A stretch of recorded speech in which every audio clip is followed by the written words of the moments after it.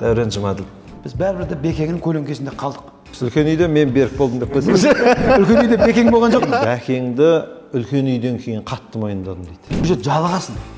Сөйтесің де құтыра бастайсың ана жерде тұрып ше қызықтырып. Күлдіру оңай дейді. Бірақ Шымкентте өте қиын дейді. Тойға келген асабалар қиналады шеттен келгендер. Шымкенттіктер де Алматыға барса қиналады. Ана әбден асығысқан деп қойған тамада маскасы шешіледі ана жерде ше. Бұған 10 басқарам, 500 теңгеге басқарам. 500 теңге. Осым 5000 беріп жатыр дейді. 500 теңгеге басқарып жүрген. 10 есе енді кәдімгі.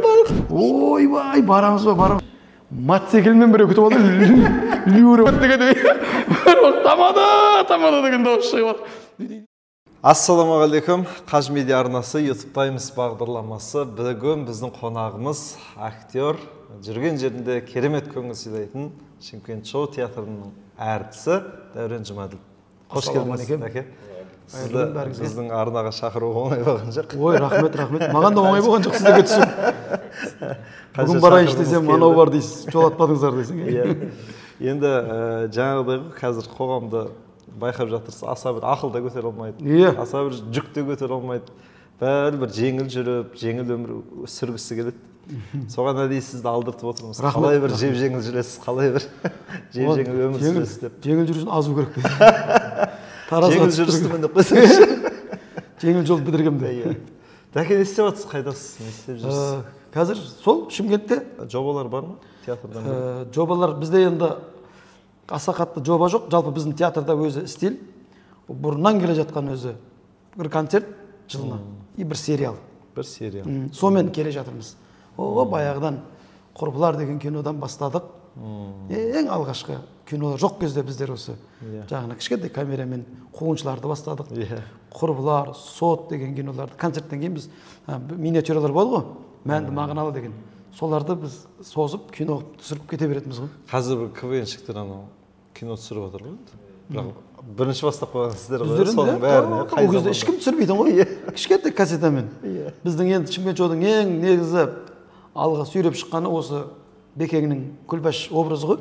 Қуғыншылар деген бізде сондай скетч болды. Ол действительно театрда қатты өтті. Жүрген жерде. Сөйтіп оның киносын түсіретін болдық. Сөйтіп түсіретін енді ол кезде бізде қаражат жоқ, ақша жоқ. Айтыр Медеу Достаев деген сол театрымыздың режиссері ағамыз, соның үйінде любительский кішкентай камера бар. Қонақ келгенде түсіріп жүретін еді ол кезде. Сондай камерамен түсіргенбіз. Ауылда, Диханкөлде, Нұрболаттың үйінде, Нұрболат деген кәдімгі Наконай. Соның үйінде түсірдік. Ол негізі қуғыншылар сол Наконайдың үйінде болған оқиға ғой. Шынымен болған ба? Дәл ондай 100% болмаған. Бірақ жаңа бір күнде екі әпшесі қашып кетіп, сондай болған. Сөйтіп оны жаңа біз араластырып, шатастырып келетін қылып істегенбіз да. Сөйтіп соның үйінде түсірдік. Сөйттік та оны сатамыз деп кассета қылып шығардық. Кассета шығып, енді қайтып не қыламыз деп жүрген кезде енді қарасаңыз сол кезде де дамып кеткен ғой, пират дегендер ше. Біздер Ақтауға Күллі әлемнің күлкісі деген фестиваль болды, соған кеттік. Қайтарда пойызға мінсек, пойызда біздің кинолар сатылып жүр ғой. Кәдімгі біздің кассета ол кімнен тарап кеткен, ешкім білмейді. Сондай қызық болған біздерде. Содан бастап кетті, кейін Құрбылар дегенді түсірдік. Ол заманда да пиратский біраз кедергі келтірді, сіздерге де келтірді. Біраз Мұнарлан кезде. Мұнарлан кезіңізде. Мұнарлан кезде, ACD деген не болды? Рекордс. Сол жерде негізі официальный нелер сол жерде шығатын еді ғой. Біз енді альбом жазып үлгерген жоқпыз ғой. Мен бар кезде кейінде шықты. Бірақ мен бар кезде альбом болып не алған жоқ. Бірақ Музар тобы, жігіттер көбінесе кетіп қалатын еді. Қазір бір кино шықса, TikTok-тан таратып жіберіп жатыр да, мысалы. YouTube-тан таратып жіберіп. Соны таратып, мысалы, көп актерлар кино көрген. Назар аударды біраз сөйтіп бітірді ғой, Назар аудардың киносын. Сондай болды. Негізі Бәкеңдердің кезінде YouTube болмаған ғой, YouTube болса уже жаратын еді. Ол кездерде шынында да. Не деген просмотрлар. Абай Қалшабек айтады да. Абай Қалшабек деген ақын ағамыз ғой. Мен Дәкеңді үлкен үйден кейін қатты мойындадым дейді. Оған дейін шынымен актер ретінде танымай деген, мен ана образ, Мырзахан образы қатты сіңді дейді. Енді ол ауылды жақсы көретін, қазақылық сүйетін кісі ғой. Басқа көрермендеріңізге қалай? Мырзахан қатты өтті ма?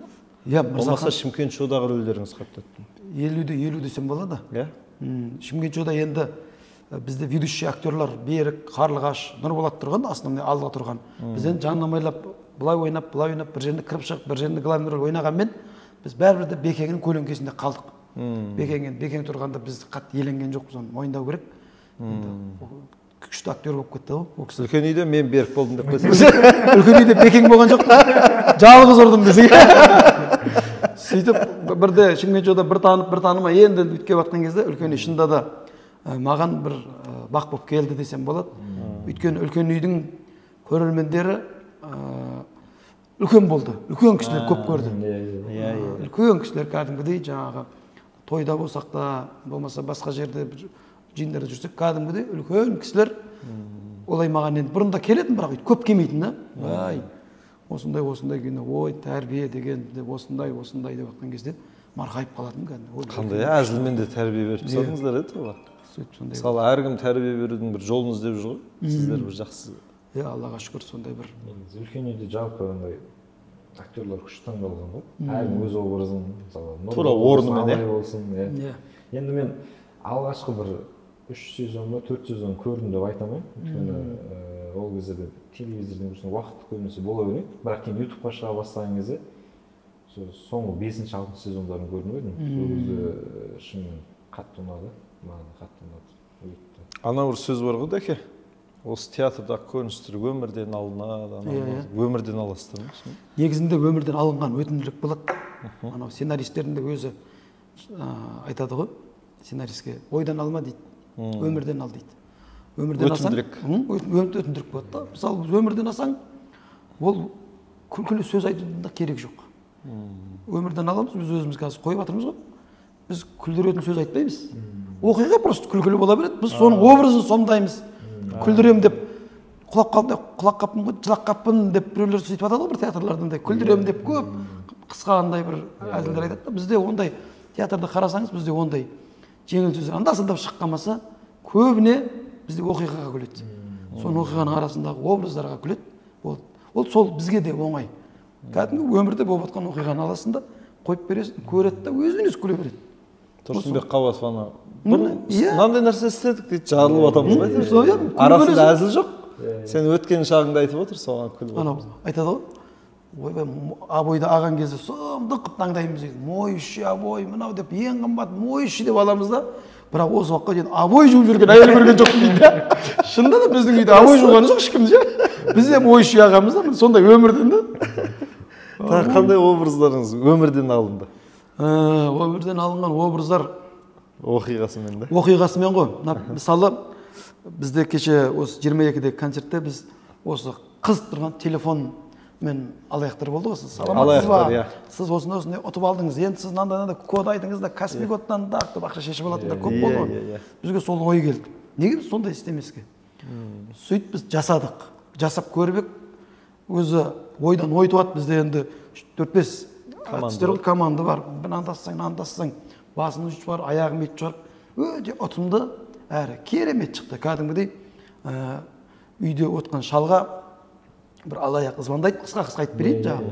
Ало, ата саламатсыз ба? Осындай, сіз бәлен ақша ұтып алдыңыз дейді. Ол басында бір-екі рет қой деп телефон қоймағаннан кейін не ұтып алдым дейді, пәлен жерге ұтып алдым дейді. Ойбай шырағым, оны не істейін дейді.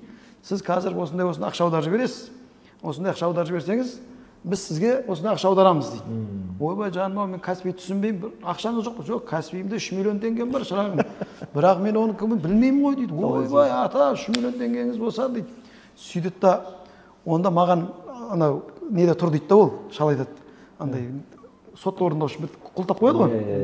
3 миллион аресте тұр. 3 миллион сасаң ашылады да, соны сендерге қайт 6 миллионға аударып жіберейін шырақтарым дейді. Ана аты ақ көңіл ғой. Байғұс, ойбай, давай дейді да жаңағым. 3 миллионды аударады, ашылды ма дейді. Енді ата код айдыңыз дейді. Код енді шырағым 1, 2, 10, пошел вон дейді. Шал болып қояды. Ана шалалардан өтіп кеткен алаяқ болып шығады деп ана екеуі ұрсады. Ойбай деп. Сөйтіп ананың Каспийінен ақша кетіп жатыр, алаяқтың Каспийінен ақша кетіп жатыр. Бұлау жылап, күйіп, ана шалды іздеп жүгіріп кетіп қалады. Қасындағы сен не болып кетті дейді да. Қайтадан шалға звондайды да. Көке қалай, зор алдатып па дейді. Не болды, біліп қойған жоқ па дейді. Білген жоқ дейді. Мені дейді, айналайын өзін алаяқпын деп жүрген шығар. Мен сыр көрген алаяқпын, айналайын менімен ойнамасын деп сондай өмірдің өзі сондай бір-бірімен связанный деген сияқты. сондай қылып көрсеттік да, өзі орға түсті да, өзі орға түсті. Талай адам сондай алаяқтар жазалай алмай жүр ғой қазір. Қайдан іздеймін десе. Соны көрсеттік, ешкімге сенбеу керек екенін. Сетевой маркетинг туралы да істедік. Сетевойды барлық театр қойды ғой. Сетевойда мысалы сіз ананы адам артына 3 адам кіргізесің деп қойды да, оны ар жағын қоймапты. Біз ар жағын қойдық. Мысалы сізге компания путевка береді. Анталияға бар демалып қайтыңыз деп. Иә. Соны ешкім салмапты. Біз соны салдық. Ояққа барғаннан кейін адамның күні қандай болатын ше?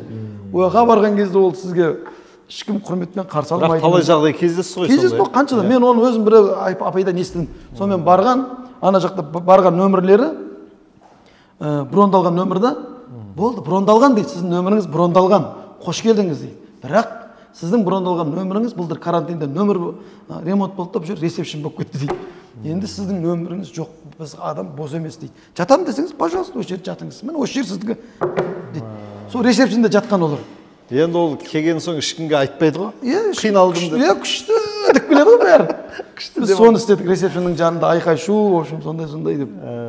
Өмірді ол жақсы өтті, өмірден алынғаннан кейін. Ал мысалы әлі де өміріңізде болған қызықтар, бірақ осыны бір көрініске айналдырып жіберсем деген оқиғалар бар ма? Менде бір түсімде болды. Түс көрдім. Түсімде шынында да бір заман болды. Милиция жоқ, сот жоқ, ештеңе жоқ. Ала сапыран болып жатыр. Біреу кеп біреуді ұрып кетеді. Қаңтар оқиғасы емес. Қаңтар болды. GTA болды жаңағы.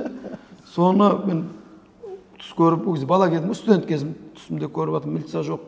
Ананы үйтіп жатыр, анаған барсам, милицияға барсам, мен өзім қашып барадым, анау қашып барадым, мынау қашып барадым дейді. Сонымен оянып кеттім ғой, е-май, мен не түс көрдім, ойлам, милиция жоқ, сот жоқ, күніміз қараң болады деген ғой деп. Ол кезде енді жаспыз ғой енді. Сөйтіп, ана Абай паркте жатып қалғам ғой енді. Сөйтіп Абай паркте жатса милиция келіп тұрды жаңа. Мына жерге жатуға болмайды деп мен апарып деп жіберген да.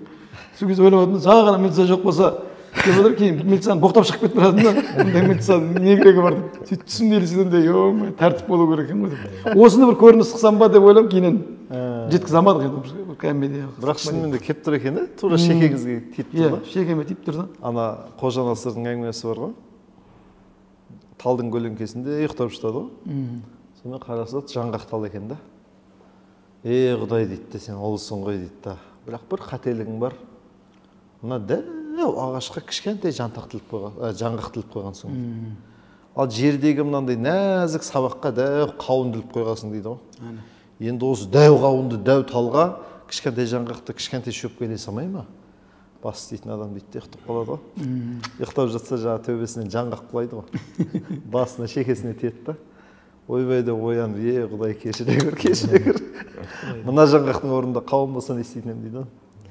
Сол сияқты бір бас аяғы бар түс екен. Бас аяғы бар түс, ана түс бар ғой, мен түстерім сұмдық. Бір ана бір оқиғаларыңыз бар еді, квартираның, басқа бір квартираның терезесінен кіріп кеткен деген бар. Ол кезде анау, как раз кім той жасады ғой? Кім? Күлкі базарда Ғалымжан ағамыз, Қалыбаев. Иә. Сол той жасады, мен тамада қылып шақырды. Сөйтіп тамада болып бардым, маған Кентаудан квартира қойғанда енді, Қалекең. Сөйтіп күндіз күтіп алып, киім ауыстырып, тойға бардық. Ол кезде Еркебұлан, ол кезде Алдар Аспанда ойнайтын Еркебұлан деген жігіт бар ғой, қазір кетіп қалды. Иә. Ол мен досым. Соған звондап едім, ол күтіп аламын ол деді, ол мені күтіп алды. Сонымен екеуміз, мен той басқардым, ол мені күтіп отырды. Той бітті, той біткеннен кейін мен ол кафеге апарып күтті. Содан кейін баняға апарып күн болды. Түн, в общем, 2, 1 болды, 3 болды, в общем. Сонымен кетті. Ол кезде енді театр болып бір-бірімізбен аралап жүрген кез, әлде де ақша жоқ. Жаяу жүрміз ғой, Қалекең де жаңа шақырған. Сонымен жаяу барып квартирамызға барсақ, квартирамызда кілт жоқ. Қалтамды қарайым жоқ, аяқты қарайым жоқ, мына жақ. Сонымен дом ба ол үлкен? Екінші этаж ғой, кәдімгі квартира да.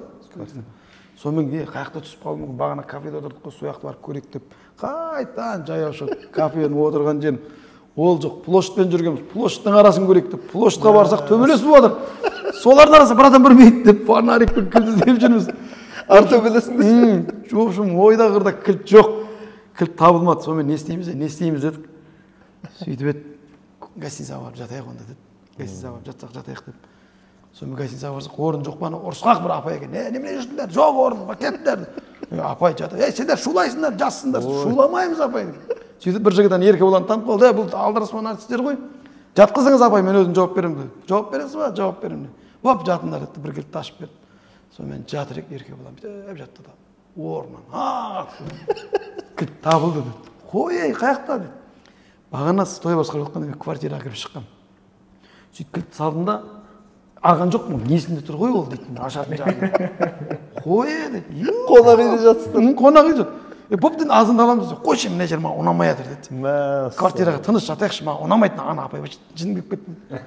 Қайтадан киім ауыстырып шықсақ, ана апай айттым ғой, шуламаймыз деді. Еркек балам неге қырылдыңдар. Пошел вон деп сонымен сомдық болып. Кет, кілт табылды, настроение зор, қайт жаяу, 3-4 километр ғой. Барып подъездге барып қалса, кілт жоқ қой. Енді не істейміз. Сөйтіп еркек балам терезеден кіреміз ғой деді. Кірсек кірейік деді.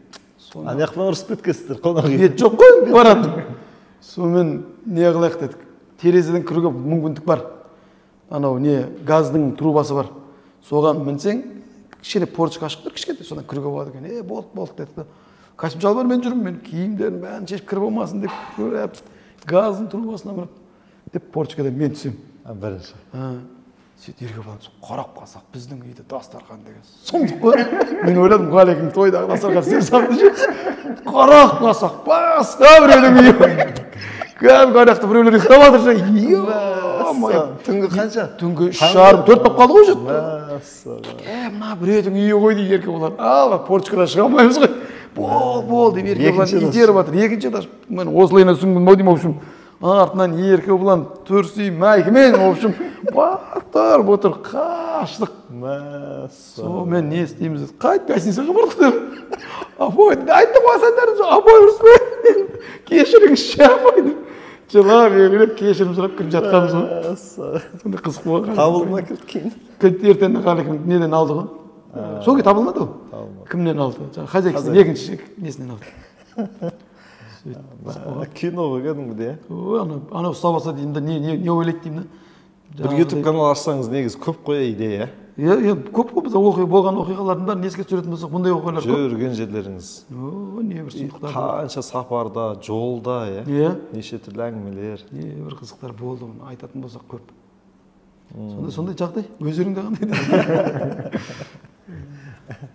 Ондай гастрольде көп жүргеннен әбекең ғой бізде. Әбекеңде қайнатты ғой. Мен негізі көп гастрольге бармағанмын. Себебі Мұнарлан гастрольге барып шыққан кезде мен параллельно жұмыс істеп кеттім да. Мамандығым экономист қой негізі. Сөйтіп мен университет бітіре салысымен мен жұмыс істедім. Сосын Мұнарланда жүрміз. Осындай Алматыға, аняқа көп гастрольдер болады, бірақ мен Алматы, Астана сияқты важный концерттерге барамын да.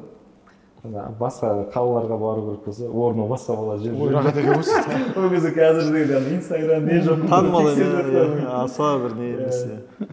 Сөйтіп, менің орныма барған балдар звезда болып, суретке түсіп, автокөліктер адыр. Ада бір Мағжан деген тамада ініміз бар еді. Талай Олжас болдық қой деп қояды. Жаңағы Олжаспын деп басқара біледі деген да. Қойшы, Олжаспын деп. Телефонмен келіседі. Соң барады жаңағы, Олжас, мен Олжас деп отыра береді. Бір көріністі қайта ойнай беру, бір пісіре ма, жоқ керісінше? Пісіреді ғой. Пісіре ма? Ой, ол уже жалығасын. Сөйтесін де құтыра бастайсың, ана жерде тұрып ше, қызықтырып, импровизация істеп, анаған бірден қайт, оларды бүйтіп, олар да кейін үйреніп кетті. Уже аяғында керегін ақ. Басындағы мына сценарийлердің мынау уже біразын қысқартып тастаймыз, онша күлдірмейтін сөздер. Тек күлдіретін мағынасын ақ қаламыз, қаймағын қоямыз, сонда әйтеуір піседі, күшті піседі. Соңында үлкен сахнаға қоясыз. Уже Алматыға уже дайын қылып. Негізі барлық театрлар сол бірінші аралап алып, соңғысын Астана мен Алматы қоя ма, немесе Астана Алматы қойып, одан кейін барып. Жоқ. Барлығы бірінші аралап алады, пісіріп алады ғой. Пісіріп алған дұрыс, нық образында орныңа келеді.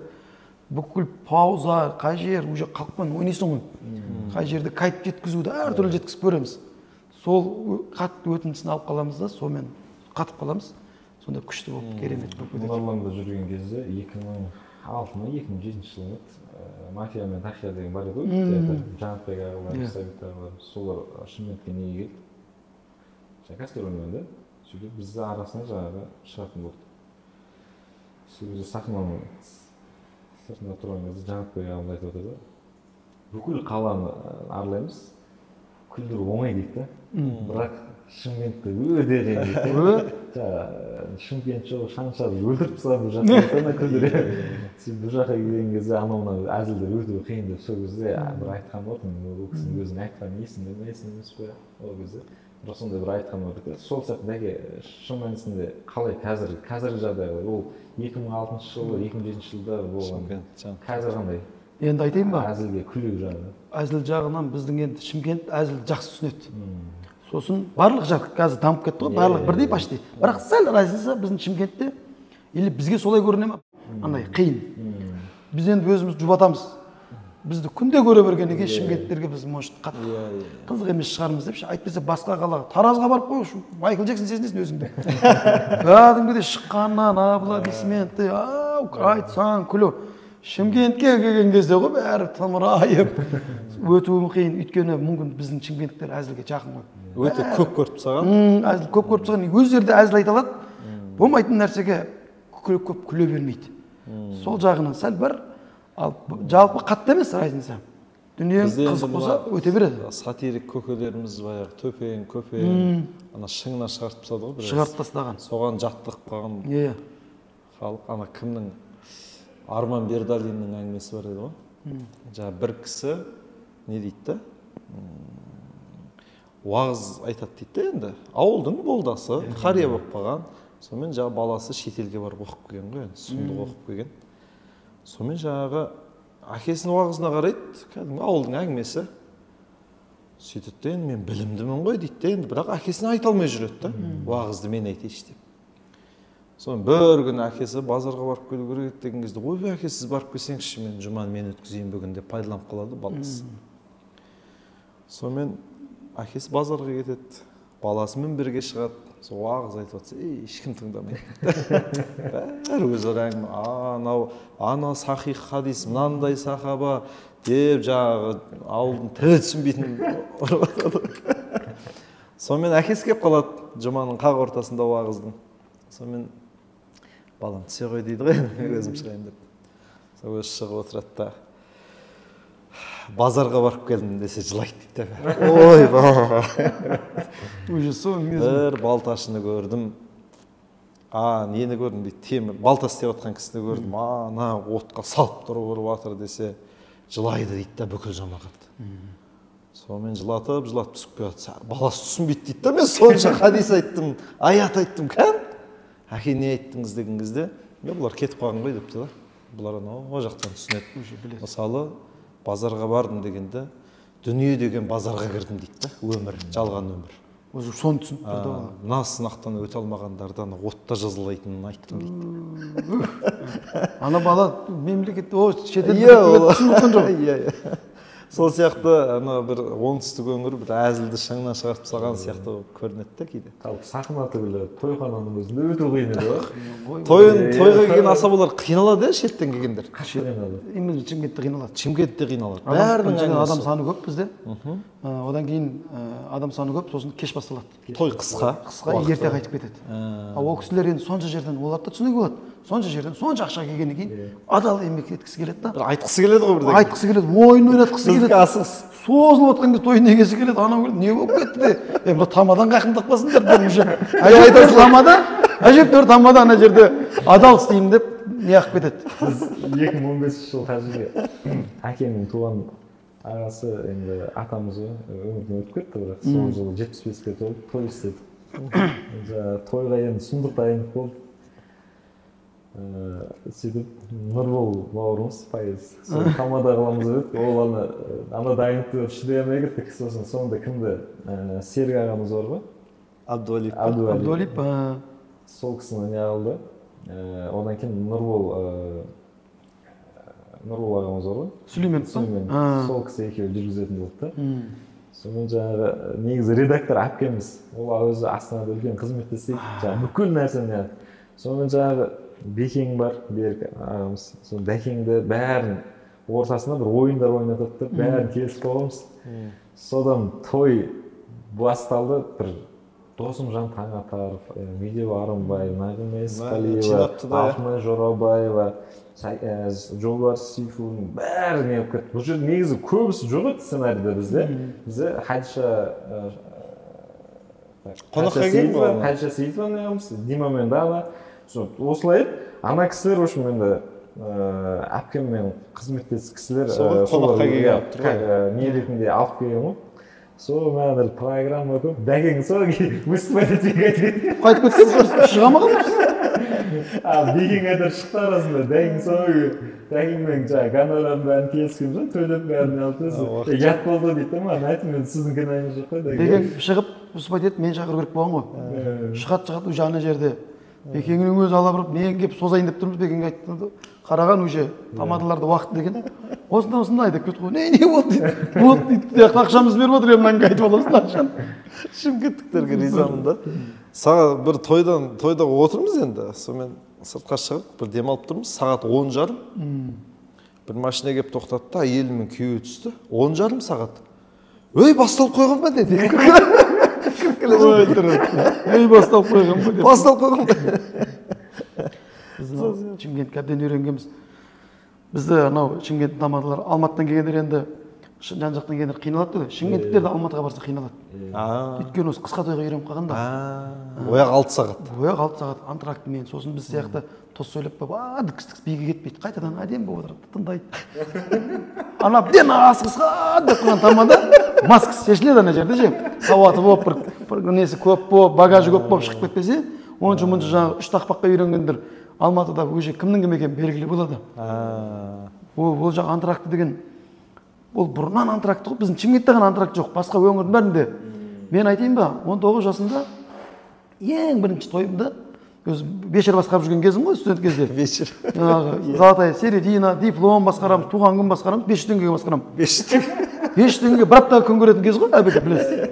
Сөйтіп 500 теңге басқа. Сөйтіп жүрген кезде бір Қасымхан деген досым бар, мен групп баласым, екеуміз жан досым. Соның мамасының 40 жасын өткіземін да, сояқтан мен қаяқтан ұнатып қалғанын білмеймін. Балқашқа шақырады ғой мен. Өлі Балқашқа, досымыз оны айтты Қасым. Вечерден Балқашқа. Балқашқа.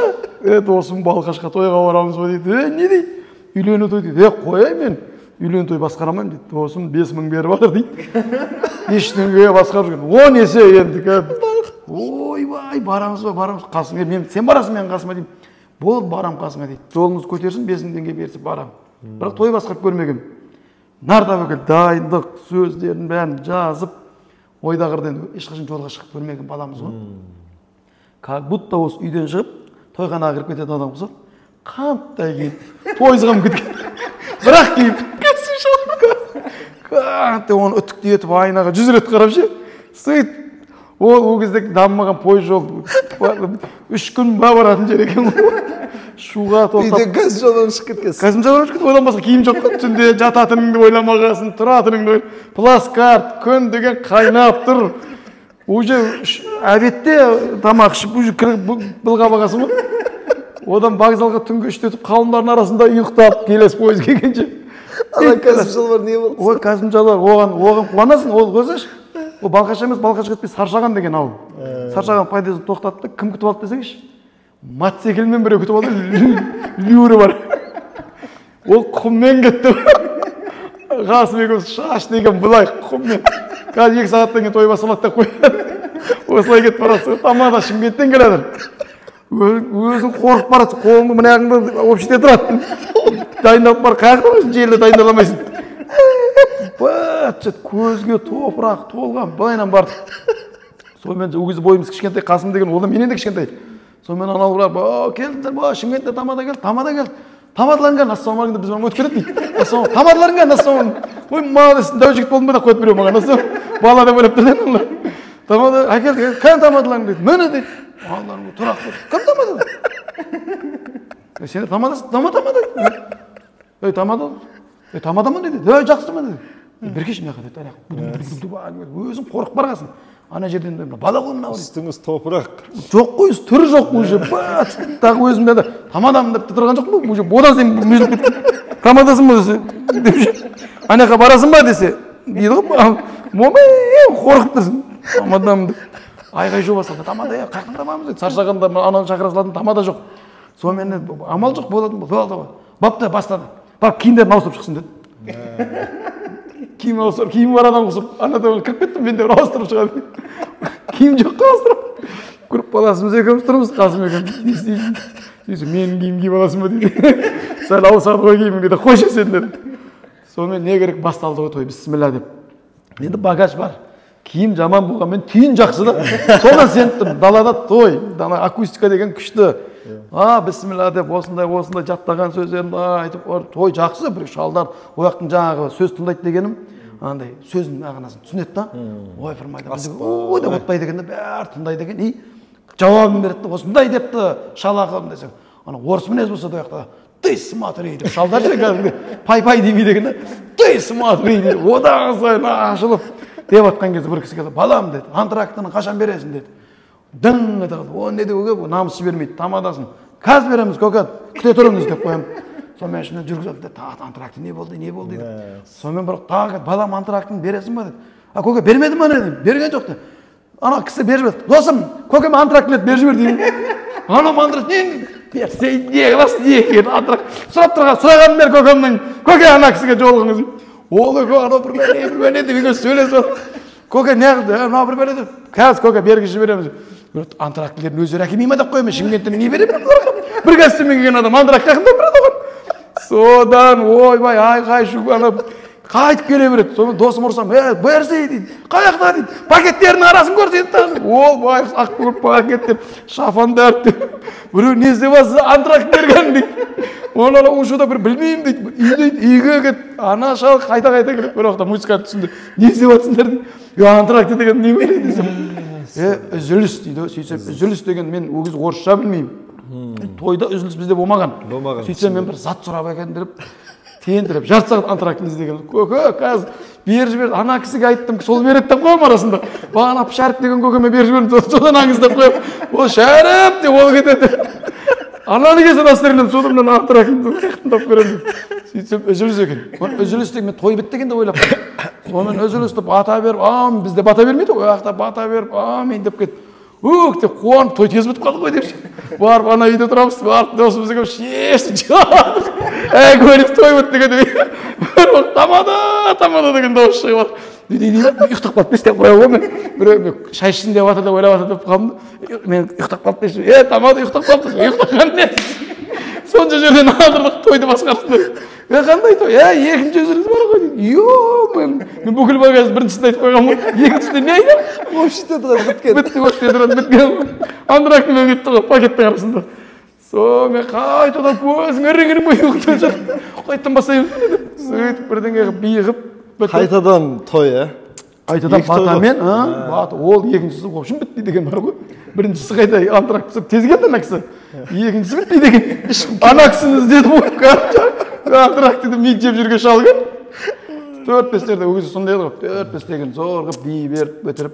Бірақ айтыр жақсы деп күтіп. Одан кейін баламыз ғой, досымыз екеуміз. Той біткеннен кейін ертеңінде кетіп қалғанбыз ғой.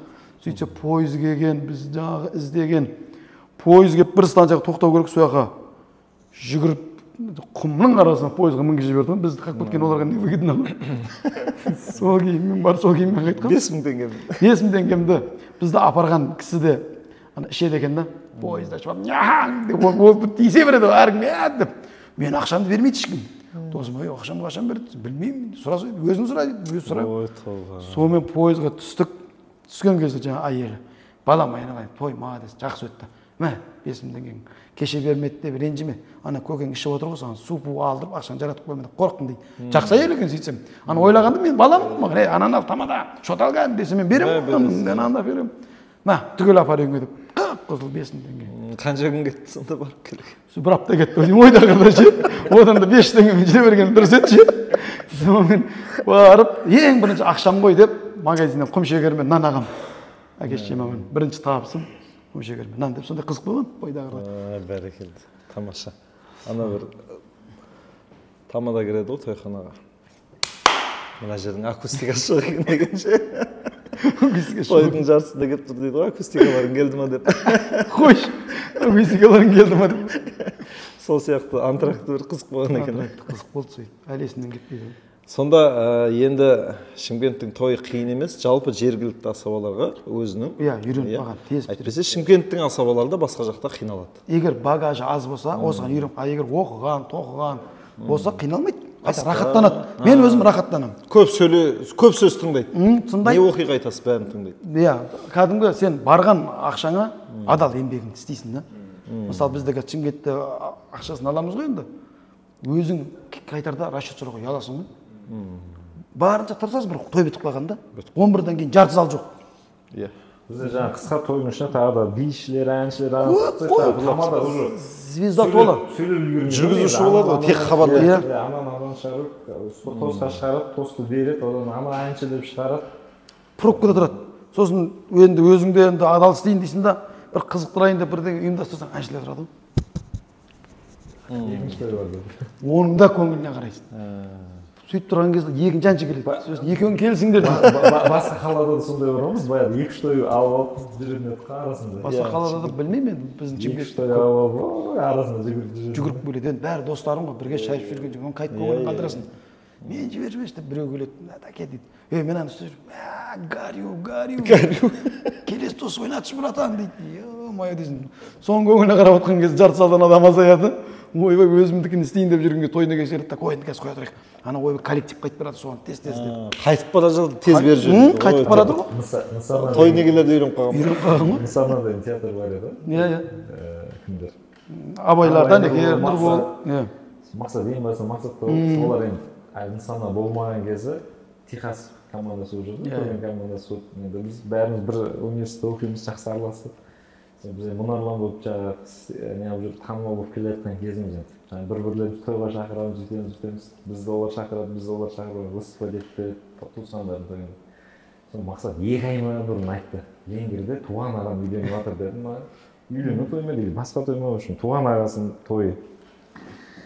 Сөйтті де соған қазірден жазып қойыңдар деді. Бұл жазып қойғанбыз.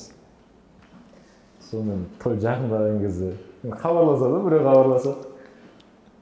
Сонымен бір тойға арасында бір кіріп шайықта барамыз ғой деді. Бір тойға болдық. Той Шымкентте. Иә, Шымкентте, ана Леңгірде. Үлгереміз ғой. Иә, бір тойға үлгереміз. Анарда енді көп әншілер, бишілер бар жатыр ғой енді. Сонымен жасұлан звондайды, ақын сол күні тағы бір той шығып, не істейміз? Бір вық дейді. Жақсы деп, бір вық тағы. Екеуіне кіріп барамыз деп. Сонымен сол күні 2 той деп тұрған кезімізде жігіттерді Айдар звондайды. Сол күні туған бөлім ұзатылып жатыр деймін, үйленіп жатыр ғой. Бара алмай қалдық біздің концерттен. Ақын сол кіріп шығыңдаршы өзіміз. Сонымен 3 тойға кіріп шығамыз деген шығар. 11-ден асып кеткен ғой. Соның мақсат қайда не алып адасып кеттік деп қоямыз. Өзіміз Шымкентте жүрміз. Өз Леңгірде өзінде бір ақ той қалды. Адасып кеттік деп қоямыз. 12 болды. Барсақ бір ана енді КВНшіктер бар, басқа бар. Қалып қақымай отырған ең. Жақсы болыпты ғой. Сонымен кіріп өлеміз. Абырой болып мақсат тырысып бірсіздер. Сөйтіп кіргеннен кейін өлеміз айтып кішкене яғынан кісілер жүріп адасып қалды. Сонымен кейін мен әншілікті қойдым, нысана болып кеттім. Bir күн жоғалып қалдық бәріміз бір. Жігіттерді Айдар келген, солар келген бір гостиницада бәріміз отырмыз. Мақсат өтінде, мақсат неге сөз осындай болған дейін. Білгеннен сендерді де сол сияқты 3-4 той алып арасын үлгермей, андай бір қырсық тамадалар болып қалады да. Шығармайтын тамадалар болады. Біз ана кім деген кісі бар еді, аты есіме шығып бір кісі. Сол кісі бір-екі неде қазақша орысша жүргізетін еді ол кісі ше. Шаш бюрология деген. Димаш деген жігіт емес пе? Жоқ, Димаш ол. Димаш емес. Атын ұмытып қалдым қазір. Сол кісі бір 2 мәрте, 3 мәрте тойға не алған ғой енді бізде. Рысбек аға емес пе? Рысбек аға. Рысбек аға, иә. Сөйтіп ол кісінің 2 мәрте сөйтіп подвайт етіп қойды. 2-3 той барамыз, уақытылы бармай қалдық. Содан кейін бізде не алды, көңілі алды. Біз кіммен жақсы? Нұрбол Пайыспен, Нұрбол Сүлейменов бәріміз жақсы не алды енді кезінде. Сол кісілермен. Тойда сосын андай той саласы болып кетті ғой. Иә. Халықта да кейде ше біздер андай бір жағдайлар болады да. Біз енді тамадамыз, список алып отырмыз. Сөйтіп не болды? Список алған кезде той негелермен бәрі келеді, ағайындары, үлкен кісі, кіммен кімді қосамыз. жаңа мынаны қосайық мынаны қосайық деді. Сөйтіп қазір көп жерде той ашылады ғой. Той ашылған кезде ағайындарды полын артына қосып жіберіп жатыр. Себебі тойдың аяғында бізде қайтып кетеді көбісі. Соңында қалады. Ағайындар кішкене көрмей қалады. Мына ағайын жоқ па деп қалмасын. Ағайының көрсін деп ағайының қосады. Жақсы екен, иә? Сөйтіп бәрі той ашылғанда біз сөйтіп бір ер жіберіп жатырмыз. Сөйттім де жаңағы бір той негелерін айттым. Осының үстінде той ашылады, артына ағайындарды қойып жіберейік аға. Деп едім жаңағы ішіне бір, тамадалар деді. Міне топтап бәрін. Ағайын өз жөнімен сөйлейді. Осы бар ғой, тамадалар осы ақша алғаннан кейін адал істемейсіздер ме жұмыстарыңды? Міне анам мен анам қосып жіберейік деп алдамаңдар бізді. Білеміз бізді, көзіміз ашық деді. Сосын біртүрлі болып қалдым, бұдан айтпай-ақ қойшы, кәдімгі ретімен жүре берейінші дедім, қойдым. Сонымен тағы бір тойға барып, тост список алып, ағайын бөлек, тост мына жақта ағайындар анау деп біреу. Қазір анандай болып жатыр ғой деді. Тост арасына ағайындарды қосып жіберіп жатыр ғой қазір. Соны да сөйтіп жіберейік, үйтсек те болады десе. Сен неге айтпайсың соны дейді жаңағы. Білмейсіңдер ме? Бұлар білмейді ғой. Айттым ғой, бұл әртістер емес, кәдімгі тамада алайық дедік сендерге. Мынаны жөн жосып білмей тұр ғой мына бала дейді. Мен ұрсамай деп айтпай отырмын негізінде. Айтсам да ұрыс естідім, айтпасам да ұрыс естідім. Жалпы халықпен негізі жұмыс істеуде негізі. Оны түсіндіре алмайсың. Көке, мен осы жерде маған біреу ұрысып берді деп айта алмайсың ғой оған. Соны сендер айту керексіңдер ғой. Неге айтпай отырсың соны дейді. Значит, сен білмейсің. Саған айттық қой, пәлен деген тамадан алайық деді. Бұлардың әртістер қай бір той басқарады дейді. Немеге қаласың болды. Сондай қызықтар да болды ағайын арасында. Бір тойға барғанбыз, бір танымал кісінің аттарын айтпай ақ қояйыншы. Танымал кісінің тойы болып жатыр. Сөйтіп бір танымал әнші қыз өлең айтып отқан ғой. Сол кездегі облыс әкімі кіріп келатқан ана той болып отқан жігіттің ағасы ана әкімді күтіп алғаннан барып мен өшіріс салдым. Өлең нескені башы. Өшіріс салдым. Сұмдық қой. Бәріміз отырмыз енді. Жаңағы мамырдың ғой, тұра ортада қой өлең айтып. Ана облыс әкімі оны өшір деп жатқан жоқ, ішесі деп жатқан жоқ та. Өзімен өзі барып істейді. Сол ғой, біздің басшылар емес, құртатын айналасында ғой. Айналасында. Кім дегенде бар еді, музыкант бар. Танымал музыкант болды, мен де сіз атын айтпай ақ қояйын. Өзі бір кадрда ол жігіт. Кәдімгі бет ашып тұра береді да. Бәленжеге бір сәлем. Алло. Қанша беріп жатыр екен олар? Егер 200-ін берсе барайын мен. Бапты хабарын бер. Қайнағалар жасасын деп өзі сөйтіп жүре береді. Бір күн той болып жатыр. Қырғын би болып жатыр. Телефонын шырылдақ қап еді. Полный өшіре салдым өзі. Алло. Бүкіл тойханада адамды билеп қарап, бәріне қараса, бүйтіп қояды. Қай күні өлесі отырады. Енді патша қарап, тойдың патшасы өшіріп қосты да өзі. Күліп өлесі, сонда бір қызық адамдар болады, тойда да бір қызықтар жолығып тұрады. Өшіре салады. Осы кәдімгі тірі образдар ғой, ә? Таза ол өзін, мен аны өшіріп қойдым ау деп тұрған жоқ та. Десем, не болды дейді. Бопты дейді. Ары қарай шығады. Бейбас кетеді. Бүкіл не бір ұрыстар бар. театрлардағы актерлар өмірдегі біреудің тірі образы. Иә?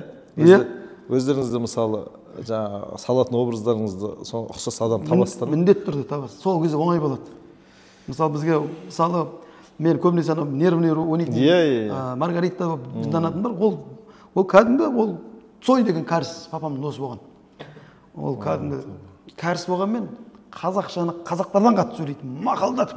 Бірақ жаңағыдай өзі мұғалім. Біздің әкеміз ішкі істер саласында жұмыс істеген ғой енді. Ол кісі де жаңағы полковник пенсияға шыққан енді, бірақ енді орыс мінез, бірақ кәріс қазақшаны өлтіреді ол жаңағы. Бірақ ол тура сондай образда кісі еді. Сөйтіп оны мен студент кезімде көріп үйде сап жүретін. Цой келе жатыр деп. Кім келеді? Ой, сен де қойшы, осы дайыңдей заман ей деп отырады ғой. Күлген кезде. Тура сол, ә? Кішіп салып жүретін. Кейін ол ұмытылып кеткен. Сөйтіп жаңа ағайындар деген интермедиа қойылып жатқан кезде образ таппай жатырмыз ғой. Бәріміз тұрмыз. Әкесін үйлендіру керек, баласын үйлендіру керек, әкесінің әйелі жоқ. Мен үйлендіріп жатыр екен деп ойлап қалып, рахмет, мен ойлағандарыңа дейді. Ойбай деп тұр. Ағайындар біз тұруымыз керек. Біреу мілтса, сол кезде есіме түсті. Осы тойын салып көрейінші деп. Сонымен оны режиссерға да репетицияда да істеген жоқпын. Сахнада халықпен көрейін дедім. Сонымен сол образ. Дайындықта ол образ емес. Дайындықта кәдімгідей, ой, бірдеңе болмайды ғой бұл, ана мынау деп сөйтіп ойнап жүрдік та, кейін ана бір екі үшінші концерттерде есіме түсіп ертең сахнада сөйтіп ойнап көрейінші деп едім. Бірден ойнап жібердіңіз. Бірден сөйтіп ой немнеге ой үйленем деп жатыр ақша жоқ кезде ой бірдеңе деп едім. Халық уже күле бастады, уже менің жағыма қарай күліп кетіп жатыр. Бұрын мына жаққа ғана күліп біздер тұра беретінбіз. Иә. Сонымен жаңағы медеу достайып ұстазым ғой әрі менің режиссеріміз Бекең бәрі. Мынауыңдар образ жақсы екен, осыны давай дамытайық деп күш салып, сонымен қайтадан бет беріп, сол кешке уже Маргаритаға алып кетті, уже әйелмен сөйлесетін қылып дамытып сондай болып кетті. Сол өмірден алған қызықтау болады да көбінесе. Медеу достайып қазір әр директорлеріңіз бе? Жоқ, ол кісі батыс жақта жүр. Иә, батыс жаққа жоқ ауысып кетті. Сол жақта Шымкенттің бүкіл той бизнес қой. Осы жақтағы бүкіл не бар, Ақтөбеге алып барды осы жақта. Иә, бұл жақта әбден көрді ғой. Сосын жаңағы әзілдерді бәріңіз бірге жазасыздар ма, арнайы автор бар ма? Жоқ, бізде көбінесе 90% өзіміз жазамыз. Өздеріңіз. 90% идеяны әкеледі, ортаға тастаймыз. Сонымен анау мынау болады, оны лақтырып жібересің, анау болады, кәдімгі 3 ай 4 айымыз Шымкент шоудың бір сценариймен өтіп кетеді ғой. Бір ерекшелігі сіздердің көріністеріңіз ұзақ болып шықты ғой. Бізде басында сөйтіп шықты. Бір-бірімен жалғасып, ілініп кете береді, спектакль сияқты. Сондай бір өйткені жаңа қоя бергеннен кейін әрдеңе қосыла береді, сөз қосыла береді, анау қимайсың, анан қиын десең, анан қимайсың, мынаны қалайсың, сосын сіздердің нелеріңіздің несі, театрларыңыздың ерекшелігі әзіл салмақты болды ғой. Әзіл ұйқастырып. Сондай әзілге барлығы профессионалды актерлар ма сіздерде? Бізде профессионал актер жоқ. Бекең де оқымаған, мен оқымаған. Кілең диплом жоқтар ма? Кілең диплом жоқтар. Осы кейін кезде келді оқығандарына Ерлан Дәулетбеков деген. Медеу достайып режиссеріміз оқыған. Ой, режиссер кәдімгі оқыған. Қалғанымыз бәріміз, мен юридический оқығам. Бекең театральный. Халыққа да өтімдісі табиғи. Сонда мұңы содан да болған шығар. Өйткені Бекең айтады, біз театральный оқығанда дейді. Кім біледі, бізді басқаша тәрбиелейді ол жақта. Абайды ойнатады. Ананы айтады, соған бейімделіп кетермек. Бізде қазір дип дейміз ғой, нағанда ойнап секіріп кете береміз да, соған мүмкін оқымаған. Егер мүмкін оқығанда, бұдан күшті болып кетермек. Сол Нұржан Төлендиевтер сияқты, Нұржан Төлендиевтер қандай керемет, ол кісілерге драманы берсең де сахнада жылатып ойнай береді ғой отырып алып. Сондай болып кетермек, кім біледі. Мүмкін басқаша болар ма еді енді. Мүмкін осылай қайырлы. Иә. Жаңалықтарда мысалы Бауыржан шоуы дүркіреді. Демде ғой. Шаншар. Мысалы. Қазір мысалы қандай бір номер 1 деген сияқты бар ма или жоқ ондай? Қазір кезде біреудің әзілі қаттырақ өтіп сондай ма? Или бір стабильно бір несін ұстап тұрған? Мен қазір айтайын ба, мен көзқарасымды айтайын ба, бәрі бірдей болып тұр. Бірдей, иә? Дәл қазір. Бұрын мысалы Бауыржан ұрды. Даже тамашадан да өсіп кетті ғой уақытысында. Сөйткен кездерде Бауыржан шоу үйіп тұрған кезде Шаншар шықты да, Шаншар өзі бөлек аталып тұрды ғой. Ал енді қазір мүмкін театр көп болғандықтан ба, кейін Алдараспан шықты. Алдараспан да керемет, номер 1 болып тұрды. Әлде де номер 1 дейді ғой Алдараспан. Номер 1 ғой. Бірақ андай дерлік бүйтіп алып қоятын театр, по-моему, өнер қырандары. Өнер қырандары бар. Өнер қырандары бәрібір ерекшелеу сияқты. Ерекшелеу, иә. Ол енді стиль ерекше. Стиль ерекше. Тек күлдіре бермейді. Стиль ерекше. Алла разы болсын, Дәке. Рахмет. Бір тамаша көңіл күй сыйлап кеттіңіз. Ой, жақсы. Баяғыда өзіңізден бір сұхбат алғанда әйеліңіз айтып еді, екеуміз ұрыссамаймыз. Енді бір өкпеңді айтын десең, түріне қарап күл жөнесің деп. Қазір күлмейтін болды ол десең. Жалықтау деймін қазір. Қазір көрсе жылайды ол десең. Бізде бір ірі әңгімелерді айтатын ек, бүгін енді көңілді бір отырыс сыйладыңыз. Алла разы болсын. Рахмет, мүмкін арнамызға да бір осындай бір керемет отырыс керек болған шығар. Шақыртуымызды қабыл алып келгеніңізге үлкен рахмет. Алла разы болсын. Тек Алла жақсылықта басымызды қоссын. Амин. Айтқандарыңыз келсін. Шақырып тұрыңыздар. Құдай қаласа. Енді шақырамыз.